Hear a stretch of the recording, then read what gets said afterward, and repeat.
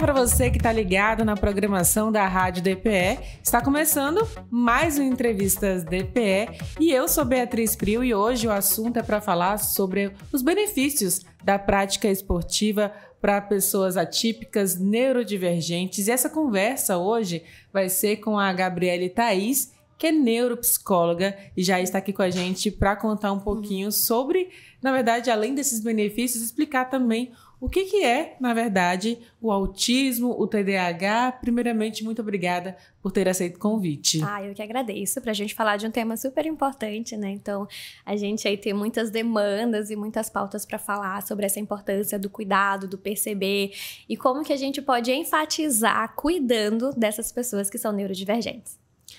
Para explicar melhor, né?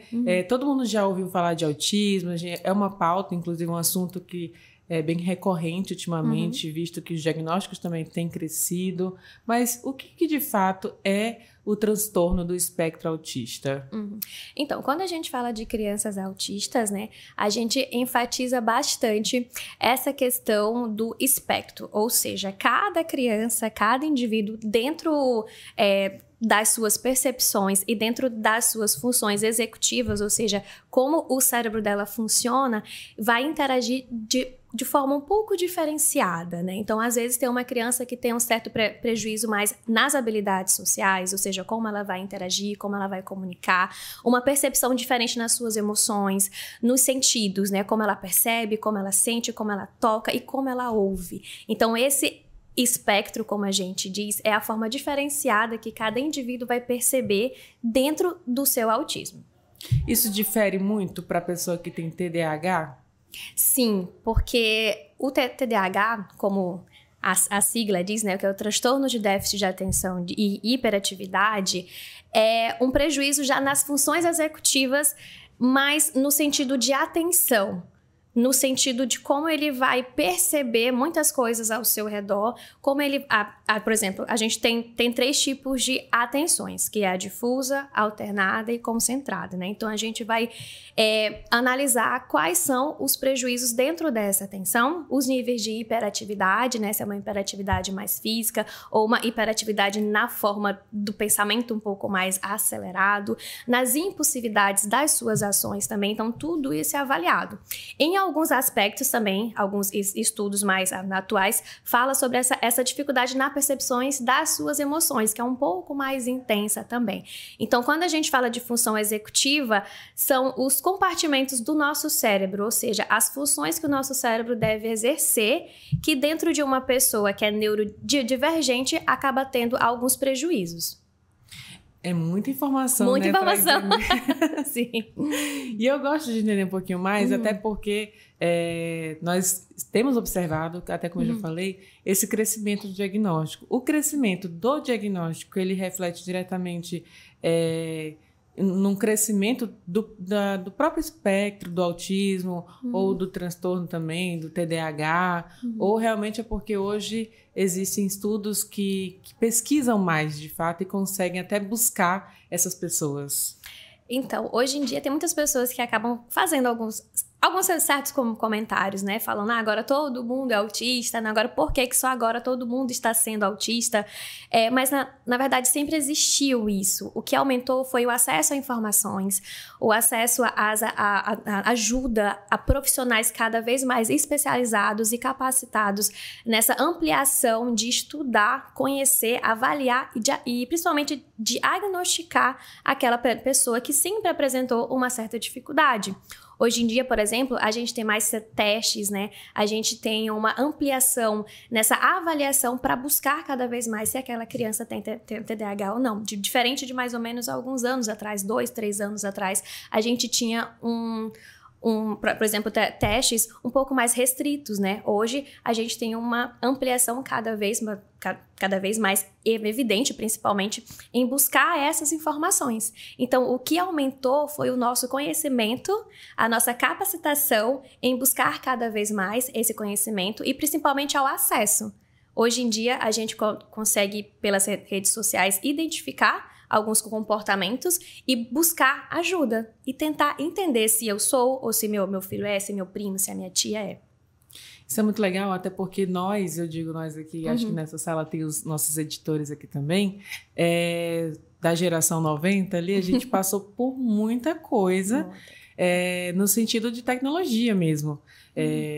Digamos que os nossos pais não tinham acesso à internet, à rede social, era ali aquele telefone, inclusive, de rodar ali o número, né? Sim. Uma coisa de orelhão. E já a nossa geração 90 para frente, a gente começou a ter acesso à rede social, a computador, vimos toda a revolução digital acontecer. Isso pode ter influenciado de alguma forma também alguns comportamentos, né? Que o próprio ambiente ele pode acrescentar, ajudar a desenvolver, na verdade? Com certeza, acho que muitos estudos eles sempre falam que o ambiente ele interfere de forma muito ampla nas nossas ações e no nosso comportamento, né? Então, cada vez mais a gente tem mais acesso e mais respostas prontas. Com isso, a gente fica mais imediatista e a gente fica mais sem paciência. Então, as pessoas pensam, meu Deus, eu quero isso para ontem, eu quero isso para agora, e as pessoas podem confundir isso, então quer dizer que todo mundo tem TDAH porque eu sou uma pessoa impaciente, né? Mas pelo acesso a todas essas informações, a gente é muito hiper mega estimulado de todas as formas.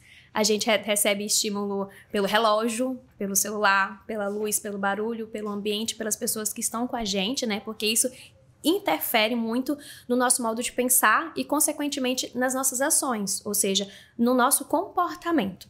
Então, a gente vive mais acelerado. Hoje em dia, a gente está aí numa geração alta performance, né? Onde a gente enche a nossa rotina de atribuições, a gente vive ligado no 220 e, com certeza, o nosso cérebro não suporta. Então, a gente fica mais desatento, fica mais esquecido e as nossas atitudes ficam mais impulsivas.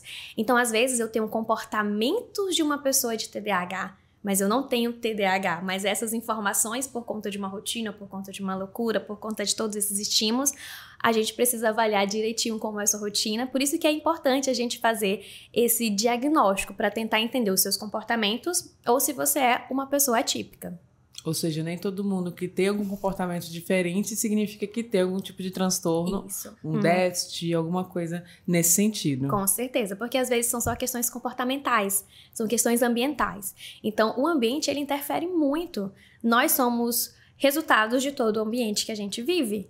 Então, se eu estou numa roda de amigos, eu falo de uma forma mais leve, mais alta, eu vou sorrir mais. Agora, se eu estou numa igreja, eu já me comporto de uma outra forma. Se eu estou em um ambiente muito mais formal, eu vou me importar de uma forma totalmente diferente. Até a forma que eu vou falar com alguém, né? Então, todo o ambiente em que a gente está inserido, a gente vai a gente vai ter muitas modulações e muitas percepções bem diferenciadas, né? Isso vai interferir muito nas nossas funções, na minha atenção, em como eu vou analisar esse contexto e como que eu vou agir. A gente já conversou aqui nos bastidores um pouquinho, né, de que isso também está muito ligado, além do ambiente, as questões genéticas também. Normalmente uma criança que hoje é identificada com algum transtorno, com espectro autista, pode significar que os pais também tenham o autismo ou o TDAH? Isso mesmo, a gente sempre faz essa análise bem aprofundada, né? Quando a gente fala de questões genéticas, como o autismo e o TDAH, a dislexia, a gente tem que observar se são questões hereditárias ou se são questões genéticas, né? Ou seja, do próprio DNA, ou a mãe, o pai, o tio, o avô. Então, a gente faz essa análise do histórico da família ou de algumas situações que interferiram ali durante esse processo de desenvolvimento, né? Por exemplo, um adulto que está passando por um processo de avaliação. Então, a gente vai entender se foi uma criança bem alimentada, se apresentou algum tipo de perda, algum trauma, algum acidente. Então, a gente analisa questões internas, externas, né? E, principalmente, essa questão da família. Então, é muito importante a gente buscar todo esse contexto para a avaliação ser cada vez mais precisa. Até a gestação influencia diretamente. E isso, com certeza. Por exemplo, eu uso esse exemplo constantemente. Por exemplo, a minha irmã, quando ela estava grávida do meu sobrinho, ela estava ali em torno de 38 semanas, mais ou menos. Não, 37 semanas. E aí, a gente passou por uma perda, né? E essa perda fez com que o leite dela secasse. Então, olha só, interferiu muito essas questões emocionais, né, por conta de um luto. Então, tudo isso que passa para a mãe, consequentemente passa para a criança, desde a fase intrauterina ali, né, desde a 16ª semana ali, em que a criança ela já começa a escutar, ela já começa a perceber o que a mãe sente, ela já sente também. Então, isso já começa a interferir na formação do cérebro dela, porque ela já sente e ela já percebe. Logo, isso já vai atribuir no seu processo de formação, até essa fase adulta. Nossa, são muitos fatores, eu amo psicologia. Agora, na verdade, essa conversa foi nosso assunto introdutório, né? Pra gente explicar de fato sobre o que é o transtorno, né? O que é o autismo, pra gente chegar, então, na situação que é o nosso assunto principal, que é os benefícios da prática esportiva, da atividade física, para essas pessoas que já foram diagnosticadas, né? Para quem já busca um tratamento também. Digamos que o esporte, uma atividade esportiva, pode ser um tipo de tratamento associado também com todas as outras terapias de acompanhamento? Sim, a gente sempre fala dessa tríade, né? Que é a terapia, a atividade física e o acompanhamento médico. E tudo isso precisa estar extremamente alinhado, né? Para a gente ter bons resultados. O acompanhamento médico é para a gente observar essas questões orgânicas mesmo do corpo, né? Porque geralmente algumas pessoas que têm autismo ou que têm TDAH podem apresentar algum tipo de comorbidade. Então, a gente tem aí em torno de 60% a 70% de chance de uma pessoa com autismo desenvolver ansiedade, depressão, e com TDAH também a gente tem essa mesma porcentagem. Então, a gente sempre deve fazer esse acompanhamento para analisar essa parte mais orgânica, né? Se vai ser necessário o uso de alguma intervenção de medicamentos, né? Ou para prevenir, ou se vai ser realmente necessário esse uso de medicação. A terapia é fundamental, né? Para a gente entender os nossos limites, entender o limite do outro, para eu me conhecer dentro do meu espectro, né? Porque eu também preciso perceber como eu percebo e perceber como o outro percebe. Então, a gente sempre deve passar por essa análise constantemente, porque a gente vive com essas relações, né? Então, o tempo todo eu tenho que interagir, eu tenho que trabalhar, eu tenho que socializar, eu tenho que fazer atividade física, então eu tenho que me estimular o tempo todo. E aí eu preciso trabalhar as minhas emoções, gerir as minhas emoções. Então, até a terapia a gente pode dizer aí que é fundamental também. Atividade física, a gente fala não só pelo corpo, né, mas pela saúde também. A nível de componentes químicos mesmo, né? A gente fala, né? Muitas pessoas dizem, tá pago. Como é que as pessoas chamam? Endorfina em dia, né? Alguma coisa assim que as pessoas dizem, mas é realmente a nível químico pra gente regular todos esses componentes químicos, porque a atividade física ela já é comprovada que ela reduz muito e é fundamental pra gente entender um pouco mais sobre esses nossos limites e, consequentemente, as nossas motivações. E aí vem os outros fatores, né? Quando a gente tá ali em um ambiente, a gente tá se relacionando, a gente tá interagindo. E esse é um dos pontos importantes, porque eu sempre falo sobre as relações.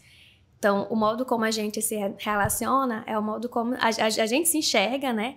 O modo como a gente se posiciona e o modo como eu percebo essa outra pessoa. Então, tem todo esse contexto. Por isso que essa tríade aí é fundamental.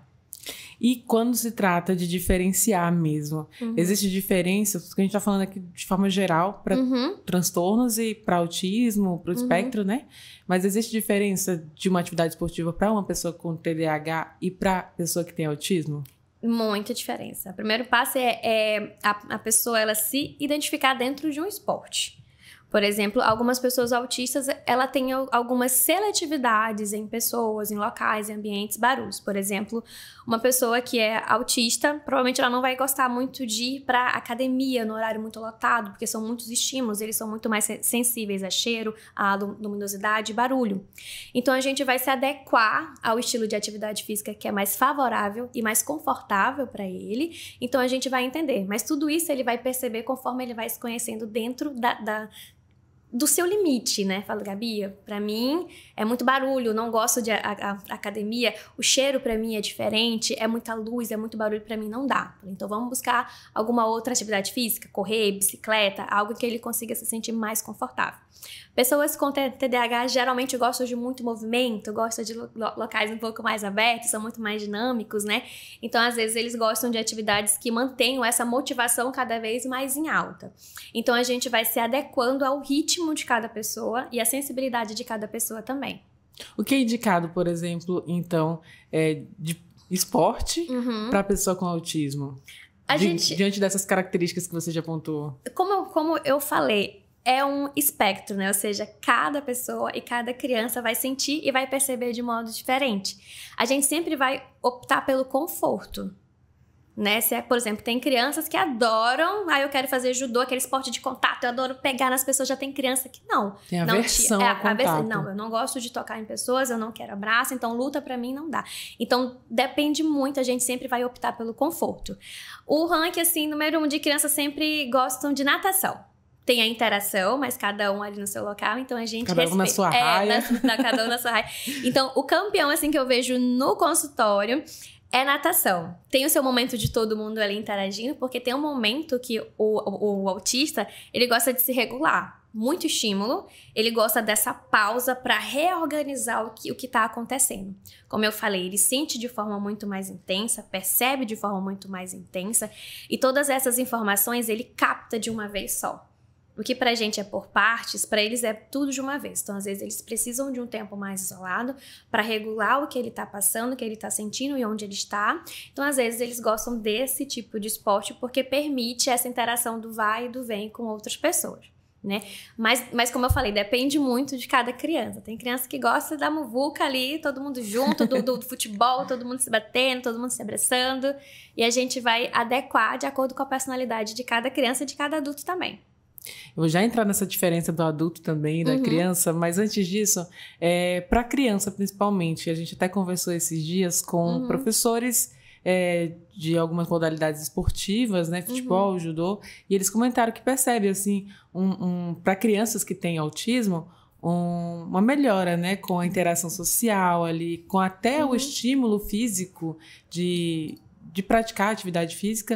Eu queria que você explicasse um pouquinho o que é esse estímulo social, por que essa interação social também, mesmo que cada um ali na sua raia, é importante. É importante. Quando a criança ela é diagnosticada de forma bem recente, a gente consegue trabalhar muitas coisas e trazer muito, muito conforto em situações que antes eram um pouco restritas para ela, assim, sabe? Então, a gente indica bastante, quando a criança se sente confortável, essa questão do esporte de contato, né? Porque nós somos seres que gostamos dessa aproximação, dessa conversa e tal. Então, as lutas para a criança, né, que já tem essa liberdade, que gosta de se permitir um pouco mais, a gente faz essa recomendação mesmo. E tem algumas crianças que amam, né, que tem aquela coisa de conversar, de respeitar o limite do outro, porque tem regras, normas, tem uma sequência, né, tem todo esse planejamento também, então é o ideal. A gente sempre fala, né, que tem coisas que às vezes a gente precisa trazer esse enfrentamento para a criança, né, porque ele vai ser um adulto, né, então ele vai ter a sua vida aí. Então esse esporte, essa luta de contato traz muitos benefícios nessa questão do toque, né? Do estar próximo, do respeitar esse limite, do entender essas regras. E para a criança com TDAH também. Porque como ele tem essa dificuldade de organizar e planejar por conta da desatenção, então estimula muito essa parte da atenção concentrada. Você pega ali, você vai e dá aquele golpe, então ele começa a fazer todo esse planejamento também. Então, não é só uma simples luta, não é só uma diversão, é uma estrutura que a gente está organizando no cérebro da criança para ele se divertir ou para ele começar a perceber a luta como algo sério, como algo que vai ser muito benéfico para ele. E isso reflete diretamente em outras atividades, Sim. como, por exemplo, a concentração talvez dentro de sala de aula, a organização também das atividades escolares. Muito. Então, tudo isso reflete. Então, tudo que a criança leva para o comportamento dela na luta, ela vai levar, consequentemente, para as outras funções dela, porque a criança, ela não é verbal, né? Ela é comportamental. Então, ela vai expressar o que ela sente, o que ela pensa, através dos seus comportamentos. Então, se ela está aprendendo um comportamento adequado, isso vai ampliar as experiências dela e ela vai entender, eu organizei, planejei, me concentrei. Então, consequentemente, para as outras ações, ela vai utilizar esse mesmo padrão. Olha, aquilo ali eu fiz, então é só eu me concentrar, organizar e planejar. Então, ele já vai aprendendo e internalizando todo esse contexto que aprendeu lá na escolinha, lutando, brincando com os amigos. Então, ela vai expandir as funções dela, ou seja, de ficar mais atento, de ficar mais ativo, de planejar melhor, de ser mais organizado, porque o tio falou que eu preciso disso e daquilo, então ele vai expandir mais e ele vai levar isso para a escola, para o aprendizado dele. Na verdade, preparar adultos para a vida, né? Pra assim, vida. Porque eu acredito que todo pai, toda mãe ali quer repassar para o seu filho o melhor de si, fazer ali que seus filhos sejam melhor do que você mesmo foi na vida, né? Dar mais oportunidades, mais possibilidades. Eu acho que para a criança com autismo isso tem um impacto ainda mais significativo, justamente pelas faltas, né? Que toda essa questão química, né? Toda essa questão comportamental também difere de pessoas não atípicas, certo isso? Sim, isso com certeza, porque quando a gente fala de terapia, né, de estimulação, a gente tá ali estimulando a autonomia. Autonomia, independência, responsabilidade, minimizando todos esses danos para ter uma vida adulta confortável, entendendo que é uma condição, não é um defeito, não é uma deficiência, é uma condição que eu tenho, eu entendo as minhas limitações, eu consigo até esse ponto, quando eu for adulto perceber em quais momentos eu preciso respeitar esses meus limites, em qual momento eu tenho que criar hipótese, reformular, fazer diferente, porque esse é o ponto em que eu não consigo ir além. Então, é você entender como que você vai trabalhar, como que você vai construir as suas relações, respeitando ali quem você é, dentro da sua condição. Não é limitar, é criar possibilidades, é criar portas dentro daquela condição, daquelas suas funções que naquele momento ali não está sendo bem executadas, né? Então esse é o principal objetivo que a gente trabalha dentro da psicologia. Por isso, acho que é importante também os pais entenderem isso, conseguirem assimilar, estarem abertos também a aceitar, talvez, porque acho que existe ainda hoje uma certa resistência, eu acredito que bem menos, né? Mas sempre há alguém que resiste ali a diagnosticar seu filho. Então, quanto mais cedo o diagnóstico, quanto mais cedo entender, mais benefícios isso trará também para a criança. A gente fala que quando uma criança recebe o diagnóstico, a família inteira recebe o diagnóstico também.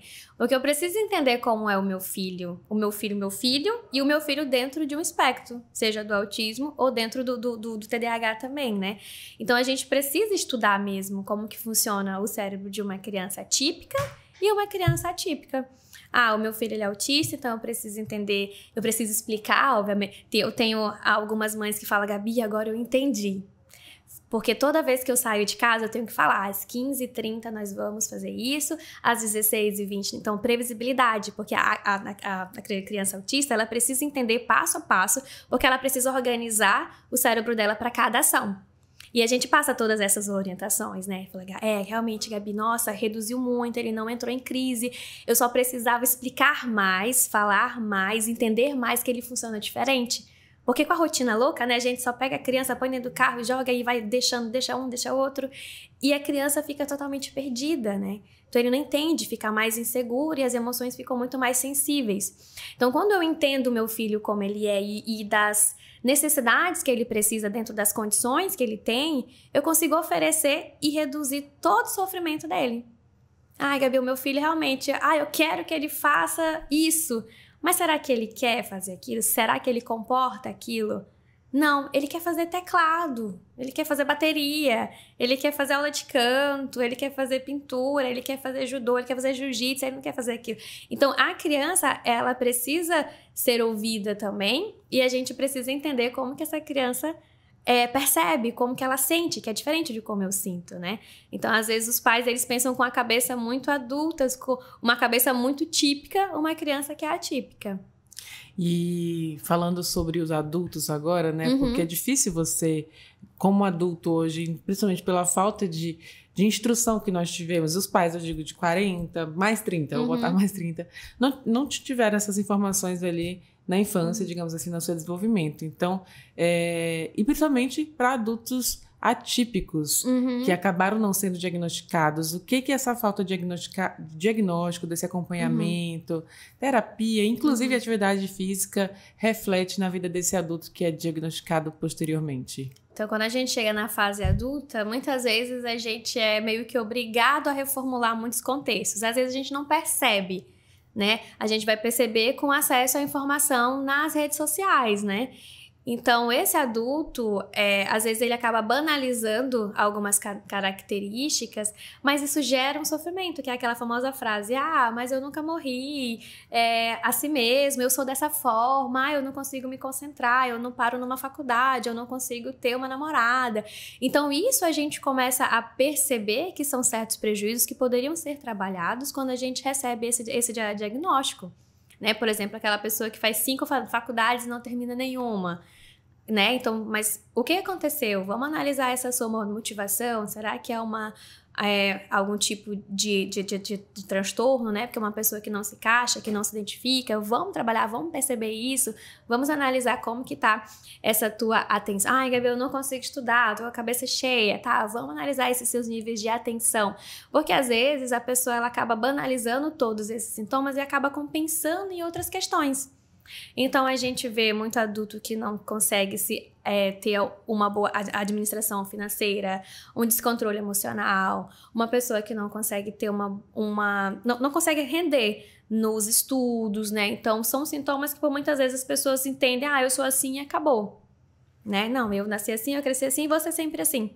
E então, acaba, muitas vezes, morrendo assim, né? E morrendo assim, né? Então, o que a gente pode fazer? Será que não é algo a ser avaliado?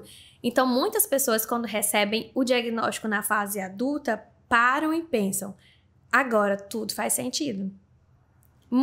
Acho que é uma das frases assim, que as pessoas mais escutam e falam, agora faz sentido, porque isso não é meu. Isso é algo dentro do meu espectro, isso é algo dentro do meu TDAH. Então, a gente faz essa diferenciação. O que é da minha própria personalidade? Que as pessoas pensam, eu sou assim porque eu sou assim. Não, eu sou assim porque tem uma condição. Gabi, eu recebi o diagnóstico, não muda nada. Muda sim. Porque agora você sabe aquilo que você pode tratar, pode adaptar. Eu peguei um adulto que ele recebeu o diagnóstico de TDAH e falou, agora não muda nada. Eu sempre fui assim e aí pronto, e acabou. Não vai mudar nada. A única coisa que muda é que agora eu sei o que eu tenho. Mas aí depois eu acho que a gente faz uma autoanálise, né? E a gente começa a perceber e formular ideias. E a gente meio que aceita o diagnóstico, percebe essas condições e começa a se adaptar de forma mais assertiva, de forma mais tranquila. Gabi, eu percebi que eu tenho muita dificuldade de ler em PDF. Eu falei, e você fez o quê? Aí eu baixei um programa que agora lê pra mim. Eu funciono muito mais ouvindo do que lendo. Eu falei, então você, dentro do teu... daquela condição, você se percebeu e você reformulou.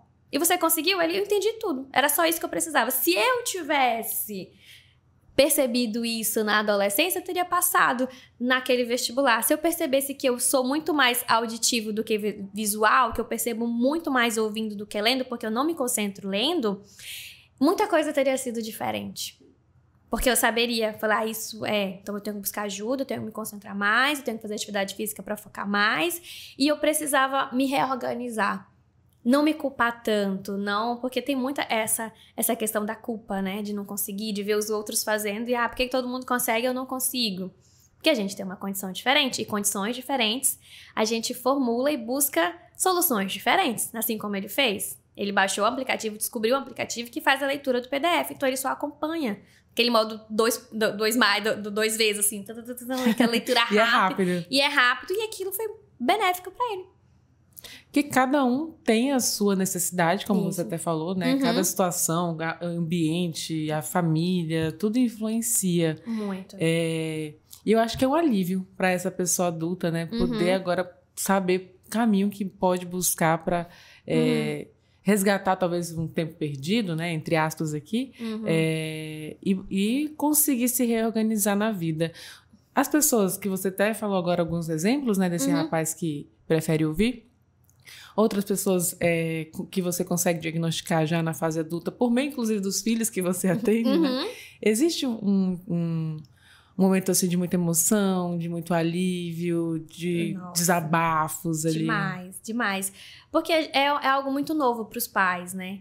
Então, quando a gente recebe esse diagnóstico na infância ou na fase adulta, tem um pouco daquela negação do tipo, por que eu não percebi antes? Por que as pessoas não perceberam antes? Onde foi que eu errei? Então, é todo um processo de luto, sabe? Aquela parte que a gente, né, negocia e a gente faz o que agora, como que a gente vai organizar, o que eu tenho que fazer. Então, tem aquela muito do agir, né? Mas a primeira fase é a fase do acolhimento que a gente faz. Então, não, vamos acolher essa família, vamos acolher essa criança, vamos entender essa criança, traduzir e passar para a família as formas mais adequadas de tratamento, né? E para o adulto também da mesma forma. Então, a gente vai acolher, a gente vai identificar como ele pensa, como ele sente, e a gente vai buscar estratégias.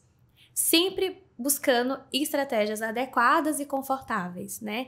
Por exemplo, quando uma pessoa adulta recebe esse diagnóstico de autismo, fala, ai, Gabi, então é por isso que eu gosto de ficar mais isolado. Ok, então vamos respeitar esse momento, vamos trabalhar as suas habilidades sociais, a forma de perceber o outro, de conversar com o outro, de olhar nos olhos, né? Todas essas técnicas que a gente faz com os adultos. Então, a gente vai trabalhando essas estratégias para ele ficar confortável dentro do seu limite, se respeitando. O principal passo é respeitar quem eu sou e aquilo que eu posso me desafiar constantemente. Eu aceito o meu diagnóstico, aceito as minhas condições, mas eu sempre tenho que criar estratégias adaptáveis para eu interagir com as pessoas, para eu conversar, para eu me divertir, para eu ter um momento com os meus amigos, né? Principalmente tem uns adolescentes, né, que são autistas, aí eu falo, a cada 3 convites, você tem que aceitar um. Porque às vezes eles não gostam de... Ai, tia, eu não quero sair, eu não quero... É muita gente, é muito barulho, o cinema é muito lotado, eu não me sinto confortável. Eu falei, vamos fazer a regra do 3-1. Aí ele falou, eita, eles brincam, tia, eu já recebi 2 convites. Eu falei, o terceiro e o quarto tem que aceitar. Ele, tá bom. Então a gente vai, sabe, trazendo uma certa leveza, né? Ele fala, tia, agora eu vou ter que aceitar esse convite de passear com os meus amigos. Eu falei, ótimo, a gente precisa dessa interação. Então, a gente respeitou esse seu momento de querer mais ficar introspectivos, mas tem alguns momentos que a gente tem que também se expor a essa conexão. Por quê? Porque você é um adolescente, tem que interagir, tem que conversar. Então, ele já vai se adaptando a isso. Eu respeito quem eu sou, as minhas condições, mas vai ter situações em que eu tenho que me colocar a isso de forma confortável. Então, ele já vai trabalhando. Então, ele já fica, eita, já tem 2 convites. Já tem terceiro, vixe, agora eu vou ter que aceitar. Então, a gente vai trabalhando com essas estratégias de forma mais leve. Muito legal acompanhar essa evolução deles, né? Acho que deve ser muito divertido também, apesar desse desafio que eles enfrentam entre eles, né? Aliás, consigo mesmo, né? De estar evoluindo ali como ser humano também. Tudo é uma descoberta nova. Tudo é novo, né? Olha, descobri isso. Acabei de descobrir tal coisa. Olha, eu gosto de ser uma pessoa carinhosa. Eu gosto desse toque com essa pessoa. Então, é uma descoberta. Ai, Gabi, eu pensava que eu não gostava de toque de nenhuma forma. Mas eu descobri que nessa forma, então, tudo é muito novo. Tudo é algo que eles vão percebendo e fazendo essa autoanálise, sabe? É uma descoberta. Ainda mais quando chega na fase da infância e na fase da adolescência. Porque na adolescência, a gente acende um sinalzinho de alerta, né? Que é a fase da construção da personalidade. Então, tem muitas comparações, a autoestima já é um pouco mais reduzida, eu sou diferente do outro, sou mais fechado. Tem a questão do bullying também. Então, a gente fica com esse olhar um pouquinho mais assim, atento nessa fase específica do desenvolvimento de um adolescente que recebeu esse diagnóstico. Que o adolescente, na verdade, a pessoa, né? Ele, como ser humano, já passa por alguns desafios, né? Lidando com o seu próprio transtorno, espectro ali. E aí, além disso, tem que lidar também com essa fase da adolescência que é totalmente turbulenta para todo mundo. Acho que muda ali a química do cérebro, né? Muda tudo e o corpo muda, os sentimentos. As emoções, os hormônios. Então, aí tem os meus hormônios já bem aflorados. Eu sou uma pessoa um pouco mais sensível, percebo diferente. Eu sou muito mais impulsiva por conta do TDAH, mas aí a adolescência em si já é caracterizada por conta de algumas atitudes impulsivas, né? O senso crítico é muito mais apurado nessa adolescência, ele tem aquele senso de moral um pouco mais elevado.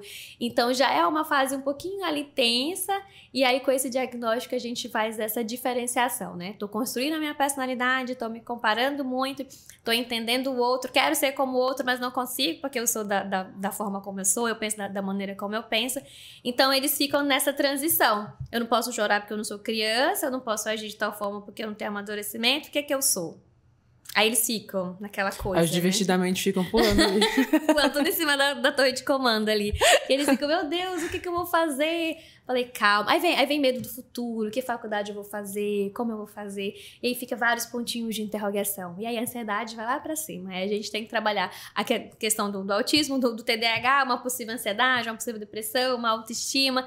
Então a gente analisa todo esse contexto, porque é uma fase diferente, né? Eles estão se posicionando mais no mundo. Então a gente fica, opa, bora trabalhar aqui, vamos ver o que é que tá acontecendo, tá tudo bem? Então a gente trabalha tanto de forma preventiva como de forma orientativa também nessa fase. É aí então na adolescência que talvez uma criança que nunca tenha gostado de esporte, talvez foi diagnosticada também já na adolescência, o esporte, a atividade física também entra para regular tudo isso. Nessa fase, principalmente nessa fase, né, que é tão difícil. Muito, e é importante, a gente sempre tá alinhando a questão da atividade física, em qualquer idade. Chega a criancinha pequenininha, a gente já começa a fazer todas essas intervenções com a atividade física. Na adolescência, então, eles gostam muito dessa questão do grupo, né? Então, eles são muito mais apegados. Por mais que seja autista, eles já começam a ter algumas preferências com aqueles grupos. Por pessoas, né? Então, é um ciclo de amizade um pouco mais restrito, né? Então, eles gostam de fazer mais em grupo, atividade em grupo, caminhar em grupo, pedalar em grupo. Então, eles gostam de fazer mais essas atividades, assim. Então, a gente sempre tá alinhando, sempre buscando. O que você gosta de fazer? O que você quer fazer? Ai, tia, eu não gosto de nada. Eu falei, então a gente vai experimentar tudo e fazer por eliminação.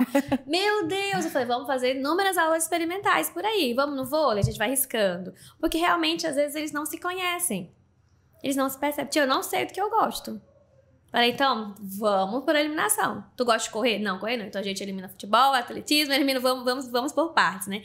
Ah, tia, eu gosto de pedalar. Falei, ótimo. Aí coloco meu fone, coloco minhas músicas e aí é uma forma de se regular. Uma forma de resetar o cérebro, como eu falo para os adolescentes, com uma linguagem mais tecnológica, né? Falei, olha, quando o nosso cérebro tá meio bugado, assim, a gente tem que dar um reset, sabe? Então, como é que a gente vai resetar? Que é uma forma da gente, apaga tudo, esfria a cabeça, pra gente pegar novas informações. Ah, tia, então eu gosto de boxe, eu gosto de pedalar, eu gosto de correr. Então, a gente vai buscando mais quem eu sou através dessa atividade física, porque querendo ou não, traz uma motivação. Então, quando eu vejo que eu consegui, quando eu vejo que eu ganhei uma faixa, uma graduação, quando eu venci reduzir alguns o obstáculos, pace, né? sim. E aí eles já começam a falar, olha, eu consegui. Então já traz uma motivação, uma autoestima, né? Uma autoimagem um pouco mais elevada. E isso ajuda muito no processo de construção da personalidade deles, seja na infância, na adolescência ou na fase adulta. Você falou que na infância ali, o campeão ali dentre os seus pacientes é a natação. A natação. Na adolescência é mais misturado ali, mais... É misturado. Na adolescência é mais lutas, eles gostam muito dessa questão de luta, né? E academia, né? Já que tá aquela questão do corpo, né? Da imagem. Quer crescer ali o músculo, ficar fortinho. Isso. Eles gostam muito. Levantamento de peso. Hoje em dia, com as Olimpíadas, eles ficaram cada vez mais focados com isso, né? Então, chega na fase ali quase jovem, adulto, 17, 18 anos, já começam a ficar mais focados no corpo, né? Vaidosos também, né? Aí vai a academia, os meninos principalmente nessa fase de musculação, né? Querem ficar grandes. Então, mais ou menos isso. Pedalar também, mas eles levam essa questão de pedalar mais como um hobby, como uma atividade para ser feita em grupo. Então, pega todo mundo de bicicleta, vai pra praça, vai para algum lugar. Então, é uma característica comum, né? E aí, principalmente, beach tênis também, que tem a sua onda. Beach tênis tá em alta, tá em alta. Tênis também, eles gostam, porque tem aquela questão de ser mais ali no meu lugarzinho, mas tá todo mundo junto ao mesmo tempo. E vôlei. Vôlei por conta dos animes, né? Tem o famoso Haikyuu aí, que são as pessoas que gostam de Haikyuu. Tá super em alto. O vôlei, então, e com as Olimpíadas, as meninas ganharam medalha de ouro. Esses dias eu tava passando ali do lado da Praça da Ayrton Senna, né? E era uma segunda-feira. Lotado. E eu fiquei, meu Deus, quanta gente aqui nessa praça jogando vôlei. Isso, e tem muitos, e eles adoram isso e estão focados bastante no vôlei. Isso é muito legal, né? Até por conta das Olimpíadas, vou até deixar você explicar um pouquinho essa influência, né? Que essa grande evento mundial, porque reúne o mundo inteiro, trouxe, né? Não só para todo mundo, que todo mundo acompanhou, todo mundo assistiu, mas especialmente para as crianças e adolescentes atípicos. O que trouxe, assim, de motivação, de interesse? Aquela criança, talvez, e o adolescente que não gostava de jeito nenhum da ideia de praticar uma atividade física, sentiu mais confortável nesse momento? Porque por mais que a gente não goste de esporte, a gente é brasileira, a gente torce, né? Então a gente via esportes, meu Deus, canoagem, nem sabia que tinha isso. A Sátila descendo as corredeiras. Né? Então a gente começou a perceber isso e a torcer. E essa motivação, esse entender que as experiências do outro pode ser uma experiência para mim também. Então, as crianças têm essa questão do se espelhar, do ver. Olha, conseguiu. Nossa, principalmente as meninas aí da ginástica rítmica, artística, né? Então, para as meninas fica aquele encanto, porque é algo muito bonito da gente se ver. É um evento que passava 24 horas. Então, querendo ou não, a criança tá ali olhando, percebendo. Então, se o outro tem aquela experiência, eu também posso ter. Então, ela percebeu, olha, medalha de ouro, nossa, é o Brasil. Então, aquilo traz uma certa empolgação e uma percepção para todas as idades, né? Falei, nossa, eu quero isso para mim também, eu posso fazer isso, né? Tá todo mundo torcendo. Então, as crianças começaram a perceber, tia, vôlei de praia, não sabia que tinha vôlei de praia. Teve uma que ficou surpresa porque tinha ping-pong. Eu falei, como assim? Nem conhecia o que era isso, Tem umas modalidades, né, que não são praticadas aqui em Boa Vista. Isso, como assim ping-pong? Não tem? Ah, mas o vôlei de areia é beach tênis, tia? Eu falei, não é beach tênis. Então, eles têm essa ampliação, esse conhecimento, né? Então, causa uma certa empolgação. E essa motivação faz com que a criança entenda, eu também posso fazer, eu quero fazer igual fulano, né? Igual aquela pessoa. Simone conseguiu, nossa, olha, medalhista, ganhou inúmeras medalhas, ela ganhou todas, estava em pódio, eu quero ser como ela. Então, as crianças têm esse espelho, né? Então, elas querem ser iguais àqueles. Então, ela vai, eu gostei desse esporte, vou fazer, quero ser igual. Eu fiz uma lista, tá? Eu fiz uma lista do que era boa. Falar, será que eu consigo fazer ginástica com 30 anos? Não dá, já risquei ginástica. Vou então pra futebol. Não gosto de correr desse tanto. Não tenho altura pra você. Fui cortando assim, eu disse, vou deixar quieto. Eu vou correr, que eu consigo correr. Vou correr, eu consigo. Mas assim, eu até vi nas redes sociais uma adolescente, acho que enfim, uma irmã mais velha, relatando a experiência do irmão que estava muito frustrado, muito indignado. Ela compartilhou isso na rede social, né? Muito frustrado, indignado, porque ele viu o Gabriel Medina conquistando lá as medalhas no surf e ele ficou indignado com a mãe porque nunca matriculou ele no surf. Só que ela botou assim, onde nós moramos, Minas Gerais.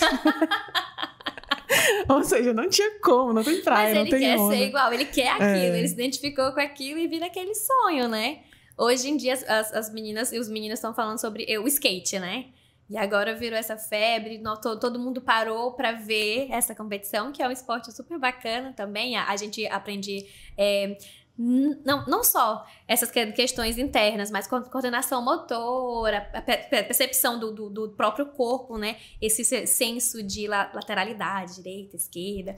Então, isso é muito importante para as crianças dentro desse esporte, porque traz uma certa estimulação, né? Então, as crianças, tia, eu gostei, mas eu não tenho equilíbrio. Eu falei, mas você vai aprender a ter equilíbrio. Tia, mas eu sou meio desastrada, eu não tenho tanto jeito. Eu falei, mas a gente vai e aprende justamente naquele contexto, naquele ambiente.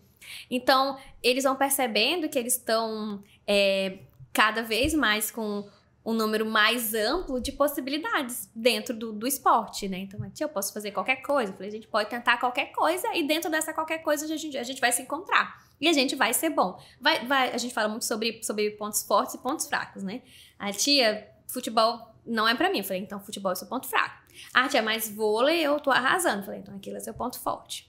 Então ele vai entendendo que vai ter coisas que ele vai ser muito bom e tem coisas que ele não vai ser tão bom e tá tudo bem. E todo mundo é assim. Tem características que eu consigo ser mais evidente e outras que eu tenho que me esforçar melhor, que eu tenho que dar um jeito, que eu tenho que ter um pouco mais de resiliência. E na escola, né? A gente está falando aqui do seu acompanhamento, inclusive, ali no seu consultório, né? Com as crianças e adolescentes. Na escola também existe essa motivação, pelo que os pais contam para você, de algum tipo de incentivo mesmo para a prática esportiva? Ou realmente ainda é uma questão que precisa ser trabalhada para eles entenderem ali nas terapias, no consultório? Eu percebi que a maioria das escolas, por conta das Olimpíadas do esporte, acabavam transmitindo algum esporte que estava sendo executado ali naquele momento. Principalmente na aula de educação física, né? Sim, tava bastante. Eu ficava, nossa, então isso é muito bacana, esse incentivo. Tem muitas escolas, as crianças ficam loucas esperando o interclasse. Jogos escolares. Sim, jogos escolares. Então, o incentivo, eu percebo que está ficando mais evidente esses tempos. Porque a gente está analisando cada vez mais a importância da atividade física. E da saúde mental também. E da saúde mental, atrelados a isso, né? Então, por conta, principalmente na fase do ensino médio, em que a gente percebe que o índice de depressão nessa parte aqui do ensino médio, na adolescência, né? Com tendências suicidas, todas essas questões de automutilação. Então, ficam muito mais evidentes nessa fase. Então, a prática do esporte traz uma motivação.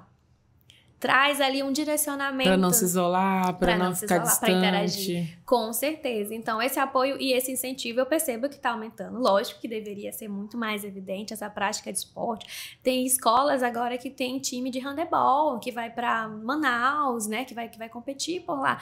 Então, isso deve ser mais ampliado em todas as escolas, né? De todas as idades, esse incentivo e a prática ao esporte para trabalhar esse contexto. Não é o esporte em si. É coordenação motora, essa saúde física, saúde mental, é motivação, é crescimento, é o entendimento dele, são as relações. Então, não é só a prática em si, não é só aquela brincadeira, né? Mas é todo um contexto que envolve aquele ser humano.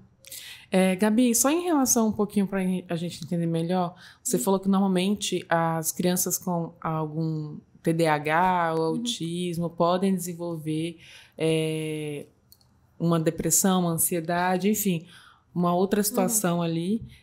Por que isso ocorre, né? Já acontece, digamos, para as pessoas que não têm nenhum transtorno. Mas por que isso pode ser intensificado também para crianças ou adolescentes, até adultos, que têm o transtorno ou o espectro autista? Por conta da percepção, como eles sentem e percebem de forma muito mais sensível, e eles apresentam uma certa dificuldade para regular essas emoções, né? Então, é comum chegar em algumas fases, principalmente na fase dos 6, 7 anos, como ele já começa a desenvolver esse senso de si, começa a desenvolver um pouco mais a culpa, que é muito comum em crianças com TDAH, mais ou menos com 7 anos, deles começarem a perceber que eu não consigo fazer prova como outro coleguinha faz. As notas de algumas crianças são melhores que as minhas. Não porque ele não aprenda, é porque ele está um pouco mais desatento, ele não está recebendo esse suporte necessário, né? Então, às vezes, essas comparações acabam trazendo mais algumas crenças e alguns pensamentos de autodesvalorização. Tia, todo mundo tem amigo, ninguém quer ser meu amigo, ninguém quer estar comigo na hora do recreio, eu não sou uma boa pessoa. Então começa a surgir algumas percepções de forma totalmente distorcida por conta dessa percepção errada que ele está tendo dele mesmo. Né? Então ele começa a se comparar muito, porque quer ser como o outro, quer fazer como o outro, que é uma fase, né? Então é previsível que possa desenvolver, a gente chama de comorbidades, né? Que é quando a gente tem algum tipo de transtorno, né? E a gente desenvolve uma outra patologia, ou ansiedade, ou algum tipo de depressão. E recebe no consultório, assim, esses adolescentes, principalmente crianças, com mutilação? Muito, bastante. Crianças e adolescentes, né? Por conta dessa não administração do que ele tá sentindo. Então, é uma confusão, vem tudo de uma vez, eu sinto muito de uma vez. Então, eles adotam essa estratégia, que para eles é uma estratégia comportamental, obviamente que essa estratégia totalmente distorcida, errada, sobre como lidar com as emoções, mas é a forma que eles entendem. Muitas pessoas falam, Gabi, é pra chamar a atenção, né? Meu filho tá se cortando pra chamar a atenção. Não, a questão da autolesão é uma estratégia de acordo com... Porque assim, eu tô tão desesperado, eu tô sentindo tão de uma vez, é de um nível de um sofrimento tão evidente que eu preciso sentir alguma coisa para eu focar na dor e não focar no barulho da minha cabeça, porque é um sofrimento muito intenso. Então a gente tem que visualizar que aqueles cortes, quanto mais cortes, mais o nível de sofrimento e desespero daquela pessoa de tentar organizar a sua mente. Então, a gente recebe bastante. É mais uma questão de que a gente precisa adotar uma estratégia para regular, para entender o que está pensando, para a gente distorcer aqueles pensamentos que estão vindo ali de forma totalmente errada sobre eles mesmos, né? Então, a gente vai trabalhando de forma bem pontual sobre isso. E com a família também, com a escola, se possível, e principalmente com a criança ou com o adolescente. Acho que quem já está te ouvindo aqui já está fazendo uma terapia junto. Mas eu digo assim no sentido de... Quem está ouvindo já até aqui já percebeu que você tem uma facilidade para conversar com as crianças, né, adolescentes, e eles têm essa confiança em você. Mas, a princípio, para os pais também, que talvez fiquem com interesse agora de procurar uma ajuda profissional, uma terapia, um psicólogo para o seu filho, quando chega no seu consultório, qual é a primeira abordagem, assim, que é feita, né? Primeira conversa, principalmente uma criança que já chega machucada? Então, o primeiro passo que a gente... O nosso primeiro contato sempre são com os pais, né? Para tentar entender todo o histórico da criança, na verdade, eu quero ver como que os pais percebem essa criança, para depois eu perceber de fato como a criança é, né? Porque tem a minha visão como psicóloga da criança, o que a criança é de fato ela com ela mesma, e a visão dos pais, né? Então eu preciso entender todos esses pontos de vista, sabe? São muitas camadas, né? São muitas camadas. E aí a gente vai trabalhando com isso. Mas o primeiro passo é sempre o acolhimento, né? Porque às vezes os pais chegam, muitos pais chegam, acho que um dos maiores medos, assim, de pai e mãe, é saber que não tá fazendo algo certo. É errar como pai, como mãe, sabe, Gabi? Muitos chegam desesperados e falam, eu não sei mais o que fazer, eu tô fazendo alguma coisa de errado. E não é o momento da gente falar, você tá fazendo isso, para de fazer. Não é o momento de direcionar, é o momento de acolher. Você pode ter 5 filhos, cada filho vai ser de forma diferente, cada método que você vai agir com cada filho é de forma diferenciada. E aí a gente vai conduzindo esses pais com mais leveza, com tranquilidade. Olha, o seu filho, ele escuta dessa forma, a língua, Gabi, mas meu filho, ele não é muito carinhoso. Ele fala, mas tu percebe que todo dia ele chega e entrega uma florzinha pra você? Ele não é muito de abraço, mas ele tá entregando, ele tá dizendo alguma coisa pra ti naquilo. Então, às vezes, a gente espera muitas coisas dos nossos filhos que a gente não tá enxergando o nosso filho. Eu tô enxergando como eu quero que ele seja pra mim. Né? Só que isso é falado de forma mais tranquila, de forma mais... para eles perceberem que tudo bem estarem errando. Vai rodeando ali até chegar no objetivo. É uma forma de percepção, é uma forma só da gente direcionar para um outro contexto. Olha, a gente tá olhando por esse caminho, mas é esse caminho aqui em que teu filho tá, e a gente vai enxergar ele de forma mais ampla, e ele vai ouvir a gente. Gabi, mas meu filho, ele te escuta tanto?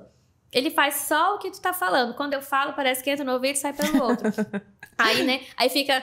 aqueles ciúmes, ele gosta de vir pra terapia, parece que ele não tem mais mãe, né? Algumas mães ficam com zero ciúme.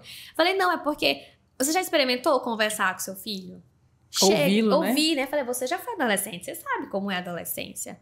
Falei, filho, como é que tá, não sei o quê. Então, falar de forma, o que você tá assistindo? Bora assistir, me mostra se é legal mesmo. Deixa eu ver os animes que você assiste, aquilo, bora todo mundo junto. Então, fazer parte da linguagem daquele adolescente, fazer parte da linguagem daquela criança, porque ali eles conseguem escutar. Agora, quando a gente só tomou banho, fez isso, tirou nota, conta, a gente mais cobra, a gente mais pergunta do que ouve. Então, às vezes, alguns pais, né, principalmente quando chega na fase da adolescência, cria aquela percepção do cobrar, né? De falar, tem que ser assim, assim, assim, assado. Então, cria aquele medo. Então, a gente sempre pensa que tem que estar o tempo todo ali cobrando e pedindo, né? E aí, a gente não escuta. Acaba só cobrando, só direcionando, só pontuando. E aí, eles não vão querer falar com você. Não vai ter aquele vínculo, aquela sensação de segurança, né? Isso funciona para todas as idades. Isso funciona tanto para Adolescentes, adolescentes típicos e não atípicos também, principalmente um adolescente autista, né? Falar, você tá ouvindo, ele está conversando, filho, a gente chegou naquela fase, é normal a gente achar alguém bonitinho, alguma menina bonitinha, vamos conversar com a mãe, vamos conversar, vamos entender. Então, eles precisam sentir toda essa segurança, sabe? De entender que pode acontecer qualquer coisa lá fora, eu vou ter sempre minha mãe e meu pai pra me ouvir e me orientar. E aí eu vou escutar. Porque eu sei que eu estou sendo acolhido, né? Eu estou sendo ali realmente ouvido pelos meus pais. E, de fato, isso eu acho que transcende, na verdade, é do ser humano, independente do que tenha, né? De necessitar de um local de segurança e confiança para poder conversar, para poder se abrir. É a base, né? A nossa saúde mental, ela se consolida através de segurança. A gente sempre está buscando segurança. Em tudo, nas nossas relações, relacionamento, casamento, emprego. Imagina só, a gente tá no emprego e que a gente não se sente seguro, a gente fica em alerta o tempo todo. Então a gente sempre tá buscando acolhimento e segurança. Mesmo em situações ruins, em situações que a gente não tá bem, a gente cria a chamada resiliência, que é a busca por essa segurança, né? Que a gente tenta, ok, eu sei que não tá bem, mas daqui a pouco vai melhorar. Eu tô aqui passando por esse momento muito ruim, mas eu sei que daqui a pouco as situações eu vou buscar algo estar mais seguro, algo estar mais confortável. Então isso funciona para todas as funções que a gente exerce na nossa vida. É buscando segurança e buscando conforto. Lógico que a gente não vai ter 100% de segurança, 100% de conforto o tempo todo, mas a gente saber lidar com cada situação de forma que eu consiga aprender a lidar. Da forma em que Gabi, eu consigo lidar com isso, consigo aguentar essas pontas, eu vou indo dentro do meu limite, dentro do meu conforto. Então, nas famílias também, criança, na fase da adolescência, eu tentando fazer esse gerenciamento, eu fazendo todo esse movimento. Tanto para as crianças, para os adultos, para os pais, esposos, maridos, chefes, funcionários, a gente sempre está buscando essa sensação. E aí é importante, mais uma vez, enfatizar essa necessidade da criança atípica ter esse acompanhamento, uma atividade física, porque se para uma pessoa que não tem, né, pessoa não atípica que não tem transtorno, já precisa regular tudo isso na vida, né? Imagina para quem sente muito, para quem percebe muito, como você já explicou, no caso do TDAH, que as coisas acontecem muito aceleradas também na cabeça. É importante, então. Demais, porque quando a gente fala dessa prática de regulação, quando a gente chama, muitas pessoas falam, isso aqui é minha válvula de escape, né? Tem até esses memes, é onde o meu corpo cansa e minha mente descansa, né? Então, é realmente... Academia. Isso é muito real. Porque quando a gente faz essa atividade física, tanto para a criança, minha criança dormiu até melhor, porque ela foi ali, ela brincou, ela interagiu, o sono melhora, a concentração, a atenção melhora, o senso de espaço daquela criança melhora, o senso de empatia também com aquela outra criança, né? Então a gente vai perceber, tia, eu perdi. Então a criança perdendo ali, joguei futebol, perdi feio, ela tá ali chorando, ela tá lidando com as próprias frustrações, ela tá lidando com situações, experiências novas também, tá entendendo melhor. Pro adulto também é a mesma coisa. É a motivação, é você se enfrentar todo dia, é você perceber, eu quero ter alta performance, quero correr, quero nadar. É você entender que você vai gerir a sua rotina, principalmente para os adultos que têm TDAH.